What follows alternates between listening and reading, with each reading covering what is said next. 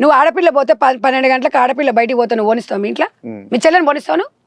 చెప్పు తమ్మి. పోనీయవు. నువ్వు 12 గంటల వరకు తిరిగి వస్తావు, అవునా కదా? మీ అమ్మ నిన్ను అడగదు, మీ చెల్లెని అడగదు, అడుగుతుంది. మరి ఇక్కడ 2 లేవు వ్యత్యాసాలు ఎందుకు అనేది అది మనం అర్థం చేసుకోవాలి. ఆడపిల్లలం ముళ్ళొచ్చి ఆకు మీద పడ్డా, ఆకొచ్చి ముళ్ళు మీద పడ్డా, అమ్మాయికి ఒక ప్రెగ్నెంట్ వస్తుంది అనేది ఇది అందరూ ఊహించుకోవాలి.